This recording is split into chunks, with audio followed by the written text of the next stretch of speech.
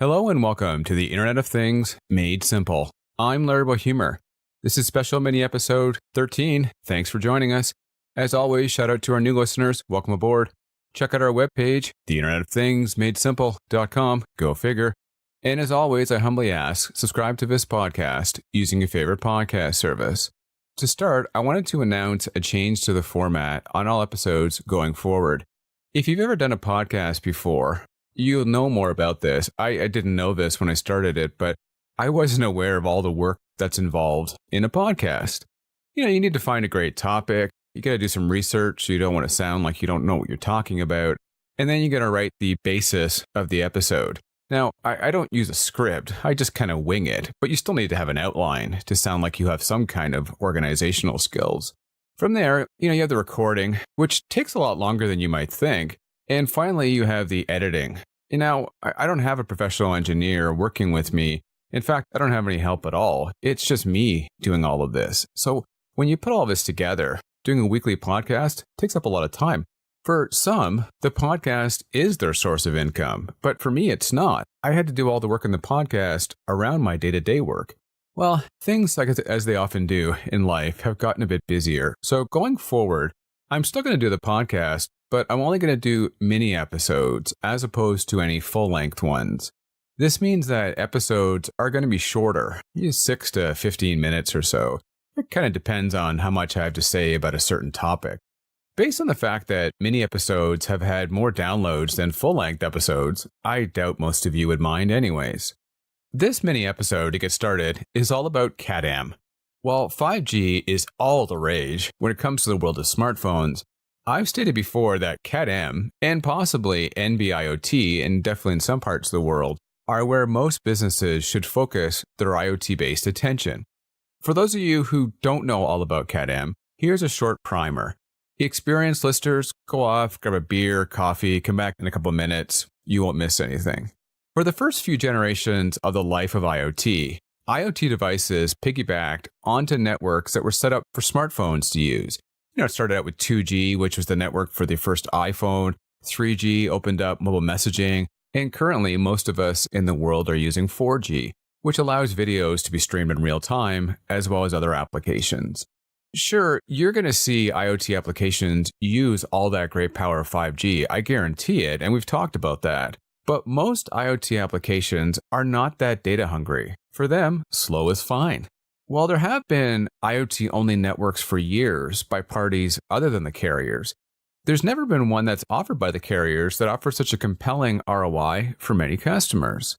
Cat-M's balance of strong initial network coverage, its low-cost hardware, longer life batteries, thanks to its lower power consumption, and of course the backing of the carriers around the world, make it something that we've never seen before. Before we get started on this list we're going to go into, I've stated many times that the right IoT solution can help any organization, and Cat-M will power many of them for just about all industries. However, there's always a few players or markets that reap most of the benefits at the launch of a technology, and therefore take on the role of early adopters. Which markets actually do that is truly anyone's guess, but I like these 5 as my guess for who might jump headfirst into this space this year. Whenever you get any kind of a list, you might often get some honorable mentions. You can't have everyone on the list. This isn't freaking kindergarten. We don't all get a ribbon here. The first honorable mention goes to security and surveillance markets. I do see many alarm panels moving forward to Cat-M, although many of them might want to keep voice connectivity and might choose to move to Cat-1 instead. If you're to have this list for the top 5 markets over the next decade, I have to think utilities would be on that list. However, many of their build and design cycles take years. While I see them loving Cat-M, they just won't be as fast moving towards it as others will be. The final one that just missed the cut is the smart city, which I don't even know exactly what that term means sometimes, but that's a different topic altogether. Like utilities, many of their projects just can't move as fast as any other industry can, so they'll just take their time.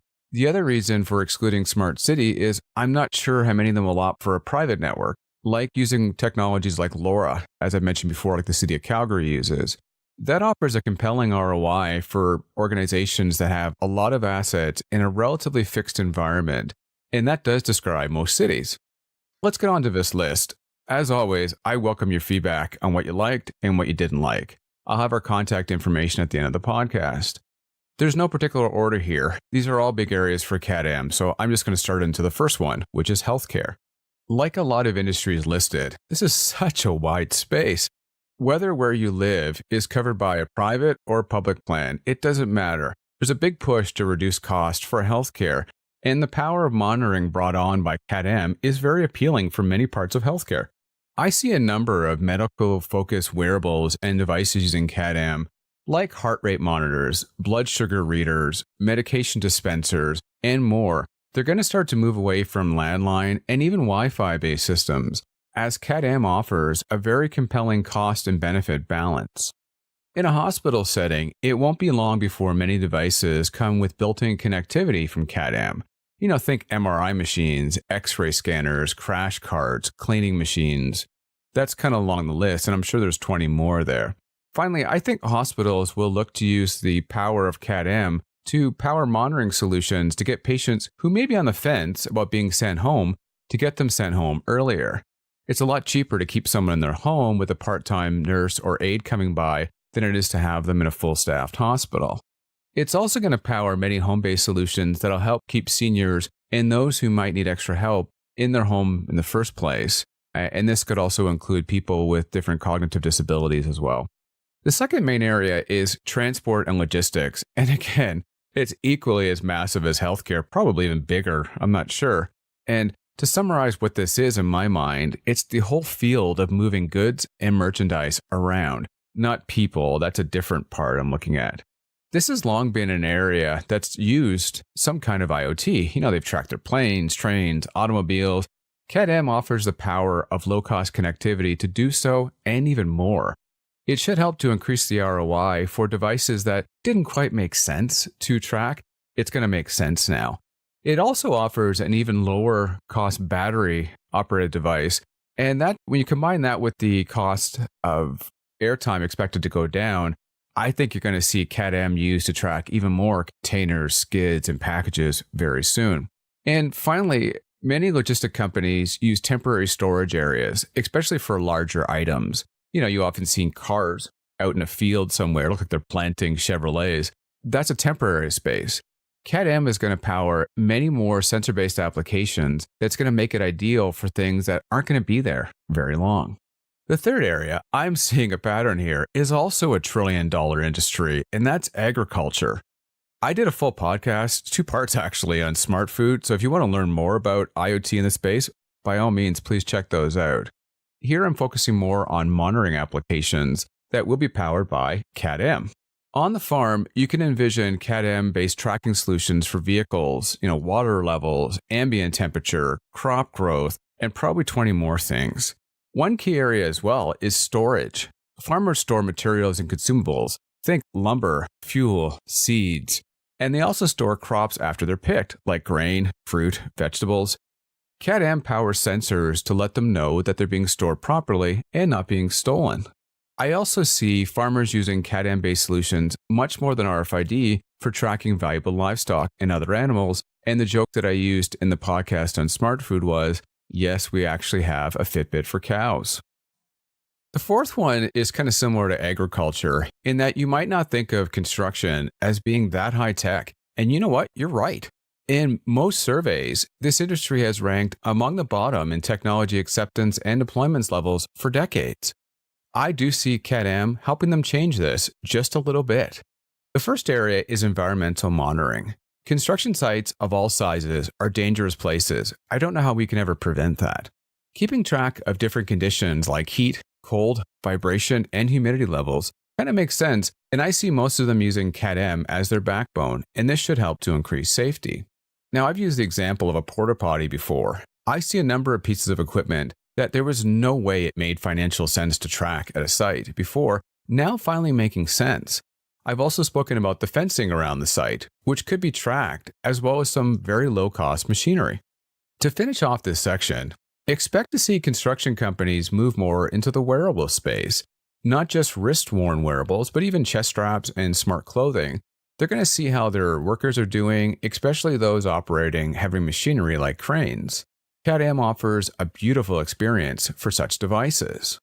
The final area is also massive, and that's the area of manufacturing. I wanted to cheat a little bit by saying it's not so much appealing to the manufacturing side itself. Like, don't get me wrong, smart factory is a huge thing, and IoT is helping tremendously. But most of that's done in fixed areas and buildings that are probably well served or could be well served by an existing high-speed connection. I think OEMs will start to use CAD-M to either replace the Wi-Fi module that they use to enable connectivity for the device, or you will see OEMs that never bothered to put wireless in the first place take the leap using CAD-M.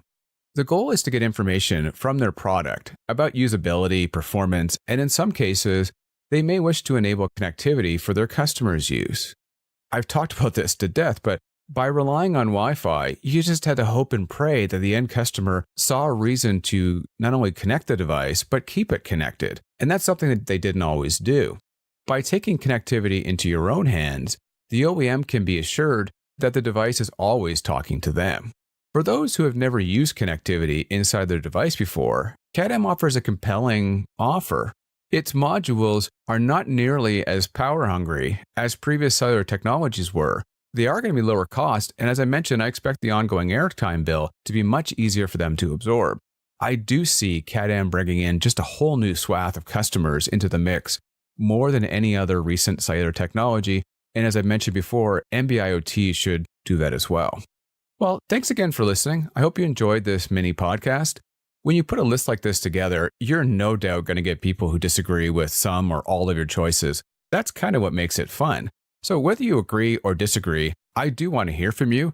As I mentioned before, our Facebook page is the best way to get a hold of us. The Internet of Things Made Simple. Check us out there. We have some links to ebooks and other podcasts and other material I've done. If I'm personally connected to you on LinkedIn, drop me a note that way. If I'm personally connected to you by email or text, by all means, reach out to me that way as well. Thanks again for listening. I'm Honourable Humor. Take care.